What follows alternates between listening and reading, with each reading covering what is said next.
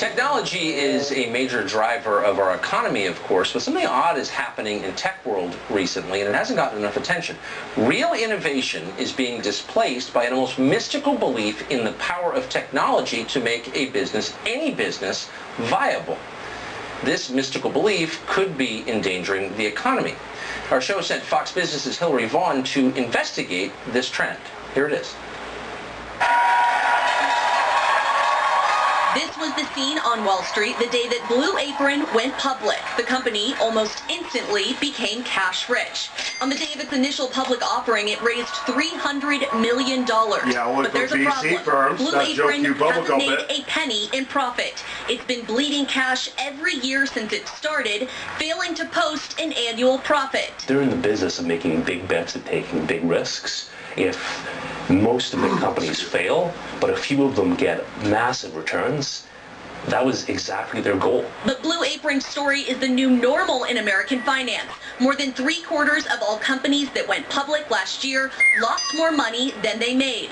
It's because investors are eager to bet millions of dollars on bright-eyed, ambitious startups that don't make any money, hoping they are the next Google or Microsoft. Yes, there is reason to worry. Today, there are certainly some companies that you have to put an awful lot of optimistic assumptions together to justify the valuation. This strategy means companies that don't make money can massively outrace companies that do.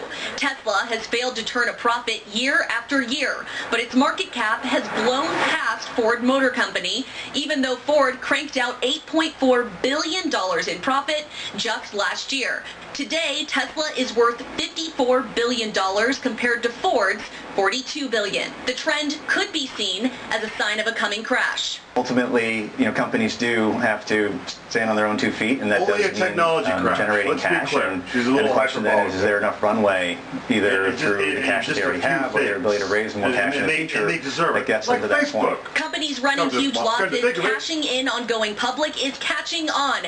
Some of the industry's biggest firms, Snap and Twitter, weren't turning a profit when they went public.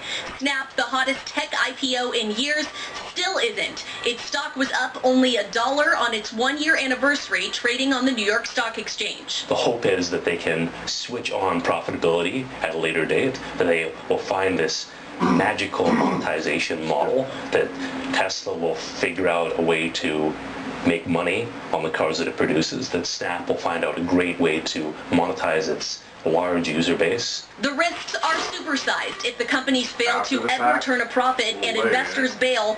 Billions and billions of dollars in value could suddenly disappear. They don't have it figured out. Tucker, not only are investors out of luck if these companies fail, but they could be getting duped from the start. The National Bureau of Economic Research says on average, almost half of all unicorn startups are way overvalued. They checked out 135 companies with billion-dollar values and found that 65 of them were totally off base. Tucker? It's an amazing story. Thank you, Hillary. I appreciate it. When they say Russia, I say China. That's what I've been saying about the threat posed from China every time the left gets in a tizzy about the former Soviet Union. The latest example, let me tell you about 35-year-old Ruping Liu. Already a billionaire, Mr. Liu is dubbed by the Chinese as the Chinese Elon Musk for his efforts to send people into space and his work on cutting-edge projects like jet-powered surfboards. Sounds like a creative guy. Where's he getting all these ideas? Well, reports that Mr. Liu simply stole intellectual property from one of America's most well-regarded scientists, David Smith of Duke University. We know that the Chinese have a shopping list of intelligence and technology that they target every year. Well, NBC we know may that not the research that he took from Duke University was on that collection list, and we know that certain government officials and operatives met with him while he was in the United States. They came in and took pictures and measurements of all the equipment and actually sent that back to China is what I found. I'll take measurements and send it back to China. Joining me now for reaction is Dean Chang, Senior Research Fellow at Heritage Foundation's Asian Studies Center. This is nothing new, but it still shocks me. He comes to Duke University, lawfully here. Suddenly, he's a big billionaire back home, and he has this cutting-edge technology that's Dr. Smith. Yep. Well,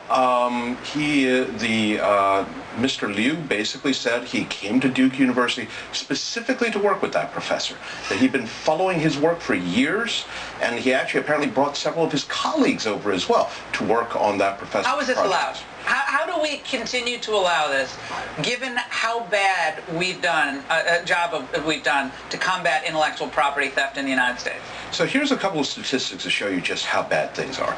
There are 350,000 Chinese students in the United States. All paying cash. Yes, that is part of why they are here. Because for the University of California, they get $40,000 for a foreign student, only $13,000 from an in-state student. Is it any surprise that as a result, there are 6 times as many now Chinese students at Berkeley, for example, than there were just 10 years ago? 35% of all foreign students now in American universities are Chinese. That's right. Now, if you could devise a government policy on this, what would it look like?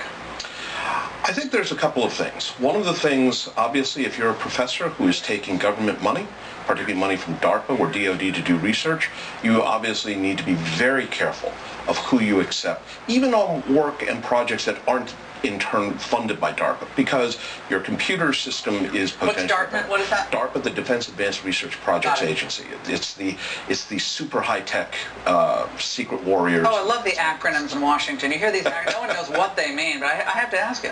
No, absolutely.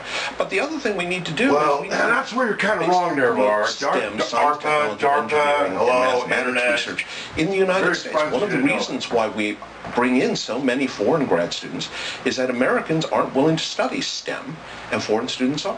Oh, well, the liberal arts. Everyone's doing, environmental science. Well, that's important. That's a good, psychology. What major are you? I'm a psych major. Like, oh, okay. I'm majoring in English. Okay. Well, what are you going to do for work? How are you going to make money? That's a fundamental problem. Ivanka Trump's doing a big push on STEM for girls, and which I think is really important. She's really spending a lot of time on that, pushing that initiative. That's critical. Absolutely. But unfortunately, you have professors, for example, at the University of Illinois who are pushing, you know what math is? Math is about grievance. It's about whiteness. And so therefore... Whiteness? Yes. Like a whiteboard, maybe, writing the equations on that I still don't understand. So you wind up, foreign students come here wanting to do all the hard math and science and all that, and American students, too many of them are being taught by professors whose attitude is, you know what math is about? Math is about oppression. Oh my goodness, scary. Thank you so much. We'll have you on again. This story is not going away. And when we come back, Michael Avenatti is like a squatter who just will not leave your television, ever. And now his hypocrisy...